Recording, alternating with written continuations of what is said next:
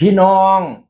วงสาวน้อยลำเพิ่นโซ่หลังจากน้องก้อยซาลินีนางเอกประจำสาวน้อยลำเพิ่นโซ่มาล่าบอดโจเฮียหน่อยลงจากสาวน้อยลำเพิ่นโซ่แล้วหลายคนก็คิดว่าเอ๊ะนางเอกคนต่อไปสิเป็นไผนอผู้ใดสิมาแทนก้อยซาลินีนอหลายคนก็คาดเล็งไปที่น้องเดียนัชชาว่าเดียนัชชาน่าจะเป็นนางเอกของสาวน้อยลำเพิ่นโชว์คนต่อไปและแล้วต่อมาบอสโจก็มาบอกว่าน้องเดียได้มาลาลงกับบอสโจแล้วขอลงจากสาวน้อยลำเพิ่นโชว์พี่น้องเอ๋ยอือเอตอนแรกคาดว่าสิมาเป็นนางเอกบัดใดปันสิมาล่าลงบัดนี้พี่น้องเอ๋ยเป็นผู้ที่มากโดยความสามารถหน้าตากะดีเด้ล่ำเพิ่นล่ำนี่ก็ม่วนร้องเพลงอินดี้นี่ก็สุดยอดพี่น้องเอ๋ยหลังจากนั้นน้องเดียก็มาโพดว่าจังสิล่ะเดียนัชชาขอกราบขอบพระคุณบอสโจซอนุชเฮียหน่อยและผู้บริหารที่อยู่เบื้องหลังทุกท่านนะคะขอบคุณที่ให้โอกาสหนูได้โชว์ศักยภาพความสามารถบนเวทีสาวหน่อยลำเพิ่นโชว์ขอบคุณที่เชื่อในศักยภาพของหนูให้หนูได้ทำหลายๆอย่างบนเวทีแห่งนี้หนูขอยุติ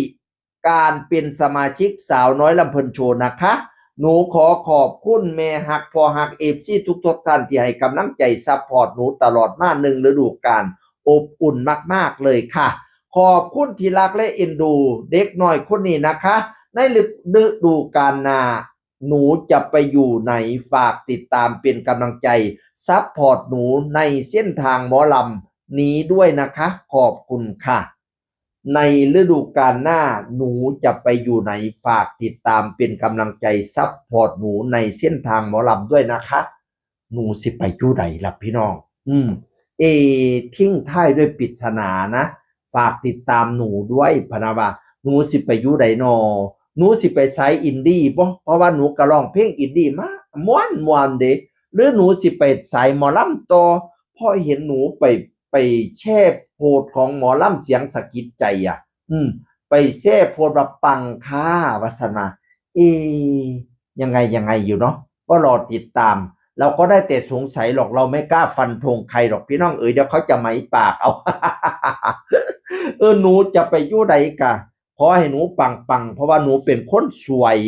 หนูเป็นคมนาคโดยความสามารถล่ำกะล่ำมวนร้องอินดี้กะมวนฟังอินดี้แล้วจักหน่อยบ่ดีดกีตาร์เองร้องเองนี่เอาฟังพี่น้องตั้งหลักบ่ทันสตันไป3 วินาทีเจ็บอีหลีคำนี้จะบอกว่าไอ้ดีเกินไปคือมักคนสัวคิดตัวคือบ่บอกอายสิบ่ต้องกลับใจสุดยอดที่สุดเลยร้องเพลงอินดี้ได้น่ารักมากน้องเดียนัชชาไปทางนี้ก็น่าจะดังนะแต่ดูเหมือนว่าน้องจะไปทางหมอลำนะเราก็ติดตามตอนต่อไปว่าน้องจะไปทางไหนสำหรับเดียนัชชา